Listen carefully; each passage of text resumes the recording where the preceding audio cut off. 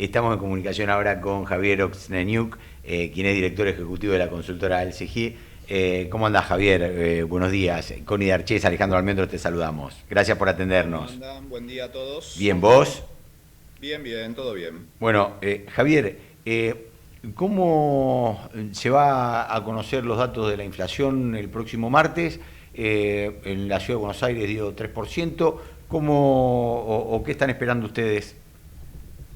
Esperamos a un valor similar, 3%, que básicamente también es el consenso de todas las consultoras, más o menos, podrá venir un poquito menos, un poquito más, pero estamos mirando más o menos los mismos números, que es un número que repite de alguna manera los valores de los 2 meses anteriores. La inflación Mm. venía subiendo, ¿no? Desde el piso de 1 y pico que había mostrado a mediados del año En pasado. mayo del año Fue pasado, sí. subiendo pequeños escaloncitos todos los meses hasta estos 2,9 de los últimos 2 meses. Y más allá si empieza con 3 o empieza con 2, son niveles similares, lo que muestra que hay un piso inercial que es difícil de romper. Todos los economistas decimos que es más fácil bajar la inflación del 25% mensual o 12% mensual a estos valores que bajar del 2% a algo que empiece con cero mensual, ¿no? Para que tenga una idea, una inflación del 2% mensual es una inflación anual del 27% Mm. y una inflación del 3% mensual es una inflación del 43%, ¿no?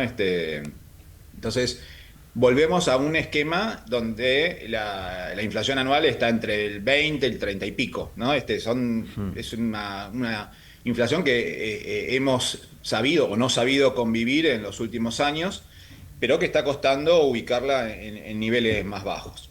Javier, estamos viendo una economía mixta, ¿no? En lo que tiene que ver con en nuestro país, en donde, por ejemplo, vuelve a caer el riesgo país, estamos alrededor de los 550 puntos, en donde rebotaron otra vez los bonos, pero por otro lado la economía, la micro, no arranca y lo que nos muestra la industria, la construcción, que son aquellos sectores que más trabajo dan a la gente, están en caída.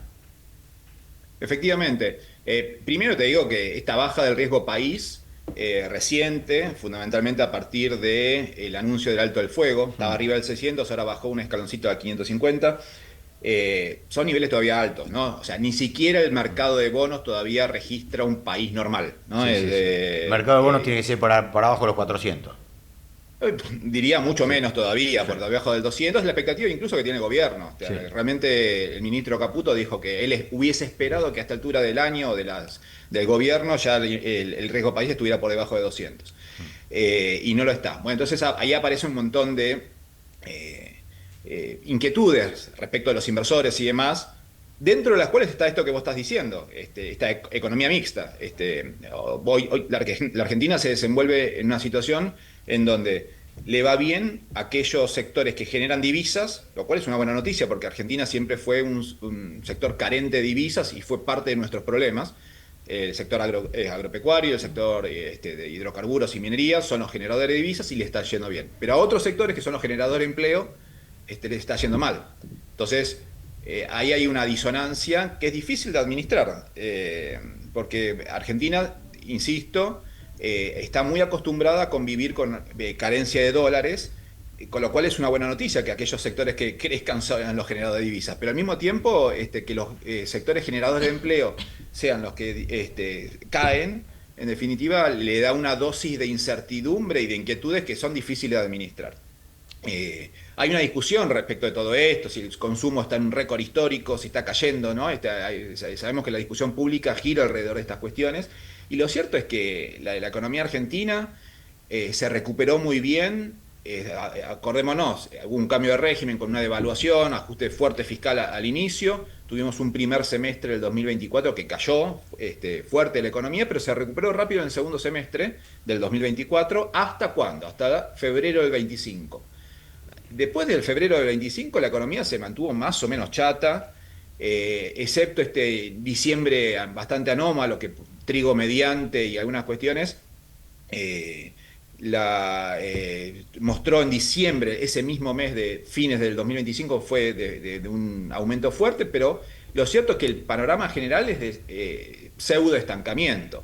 Enero volvió a mostrar una actividad creciente, pero ahora pareciera que industria vino muy mal en febrero, construcción vino mal de nuevo, entonces todo augura que febrero de este año 2026 sea una actividad contrayéndose, con lo cual el panorama es de estancamiento. Entonces finalmente, mira, el panorama general que tenemos es que la inflación se hizo progresos importantes respecto de lo que había sido la dinámica de los últimos años, esto no hay ninguna duda de respecto de eso, la conducta fiscal rinde sus frutos en ese punto, pero la inflación vuelve a estar más o menos en los mismos niveles que supo tener hace unos años atrás. El nivel de actividad económica se recuperó fuerte en el segundo semestre del 2024 hasta febrero del 2025, pero finalmente está más o menos quieta, que básicamente es el patrón argentino de los últimos 15 años. Argentina está estancada hace 15 años.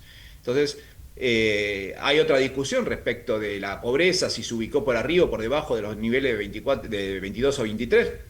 Todo indica que no es un panorama muy distinto respecto a aquellos años. Entonces, volvemos a un punto inicial, ¿no? Y nos encontramos frente adelante con todos los desafíos que teníamos siempre, con una conducta fiscal más ordenada, o sea, con un punto de partida, si se quiere, más ordenado, como para iniciar un proceso de crecimiento sostenido que mejore el empleo, mejore el consumo. Por el momento, ese proceso de crecimiento sostenido no ha aparecido.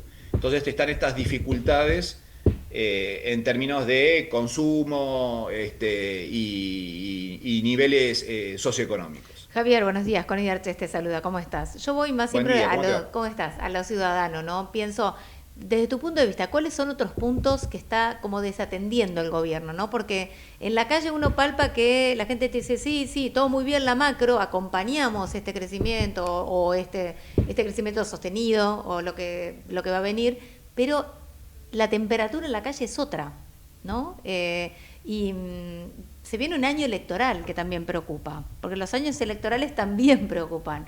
Y ya están todos en campaña, están todos subidos al pony. Sí. Este gobierno, digamos, Milei mismo, aparece en escena fundamentalmente por cierto hastío de la sociedad, digámoslo así, más allá de temas de corrupción y demás. Los gobiernos anteriores habían puesto mucho el acento en la cuestión distributiva y habían desatendido la cuestión del crecimiento, ¿no? Entonces, vamos a decirlo, pusieron mucho el acento en cómo distribuir la torta, pero la torta cada vez se hacía más chica. Claro. Entonces aparece Milei en escena, básicamente con un mensaje que es lo contrario. Pongamos el acento en el crecimiento y me desentiendo un poco de la cuestión distributiva. Bueno, lo que está pasando es un poco lo que vos decís, desatender esta cuestión distributiva, cómo se administra una transición hacia un buen puerto. Aparecen dudas respecto incluso a electorales. Ya no se sabe muy bien qué puede pasar el año que viene, con lo cual le da mucha incertidumbre a la continuidad del régimen, o por lo menos pone mucho más ruido de lo que podría haber tenido con miras al 2027. A ver, yo veo lo que miran todos, da la sensación de que desatenderse completamente de cómo administrar la transición, y administrar la transición implica también administrar qué está pasando con el empleo, qué está pasando con los sectores desfavorecidos. Todo eso puede atentar incluso con el objetivo de crecer, ¿no? A nivel agregado, porque claro, básicamente estas inquietudes repercuten en el riesgo país, repercuten en el crecimiento.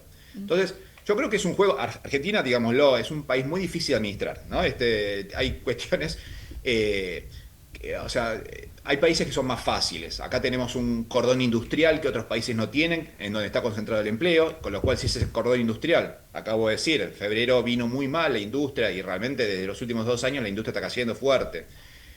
Ahí está donde está concentrado el empleo. Entonces, la idea de que todos los sectores afectados, todo el empleo afectado del conurbano, van a ir todos de la manito a Neuquén caminando y ahí van a encontrar empleo, no es tan fácil esas transiciones, ¿no? Entonces,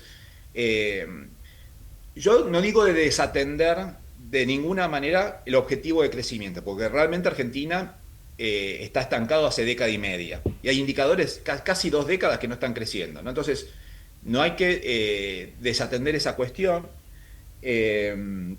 Creo, en última instancia, que Argentina no va a poder iniciar ese proceso de crecimiento sostenido si no atiende fundamentalmente nuestra capacidad de vender productos y servicios al exterior. Argentina históricamente, y no estoy hablando de las últimas 2 décadas, históricamente, siglo XX, vamos a decir, tuvo siempre dificultad para crecer porque básicamente fueron crecimientos vinados hacia adentro, ¿no? Claro. Sustituimos importaciones y demás. Claro. Y lo cierto es que ese proceso de crecimiento hacia adentro tiene patas cortas, que es un poco lo que estamos viendo ahora. Por ejemplo, quisiéramos crecer ahora. ¿Cómo se puede crecer en el corto plazo? No estoy hablando de un proceso de largo plazo. Se puede crecer con un impulso fiscal. Está vedado un impulso fiscal ahora, porque no tenemos crédito, tenemos mala reputación. Hay países que realmente si tuvieran problema de crecimiento lo que hacen es más obra pública y demás. Claro. Exactamente. Nosotros tenemos que administrar los recursos fiscales para ver si queremos más unas otras cosas. Realmente yo tengo mis críticas de cómo se administran ese gasto y esos recursos tributarios, ¿no? Pero de todos modos, hoy no podríamos ir a un esquema de déficit fiscal fuerte porque no tenemos la capacidad y la reputación que tienen otros países. Consumo privado, podremos basar el crecimiento del consumo privado, pero está pasando lo que pasa ahora.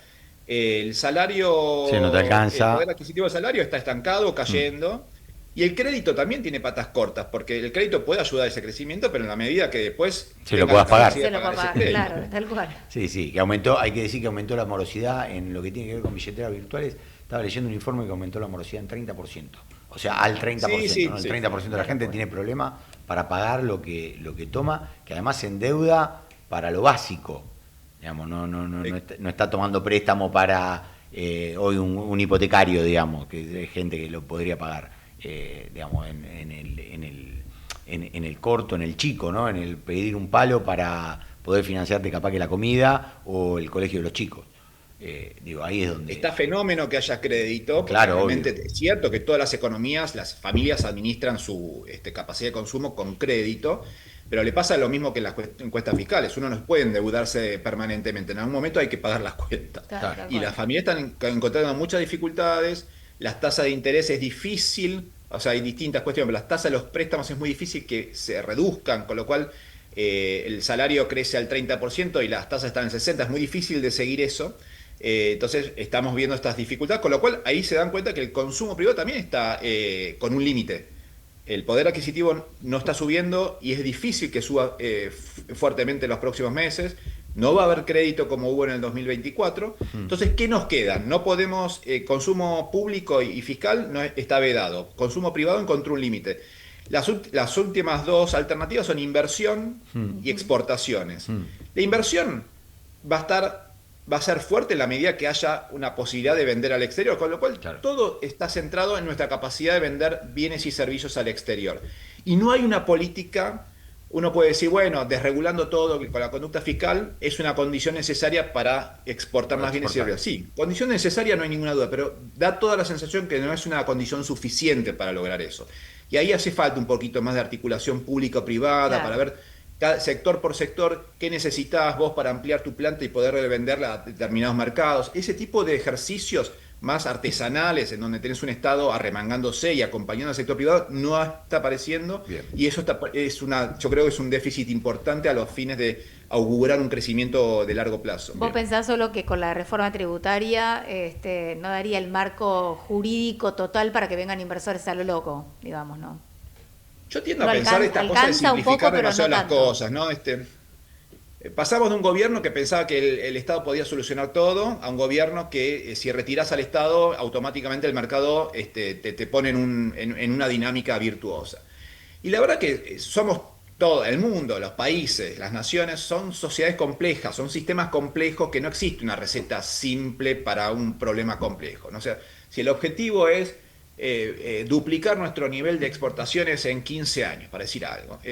No es que desregulás todo y ya automáticamente se acomodan las piezas y ahí es un juego más artesanal en donde los incentivos importan, pero a veces el mismo mercado no te lleva a buen puerto y hay que estar atento a ver dónde está fallando ese tipo de cosas. ¿Y el gobierno vos pensás que tomó nota ya de esto de cara al 27 o todavía no? ¿O hay tiempo o no hay tiempo?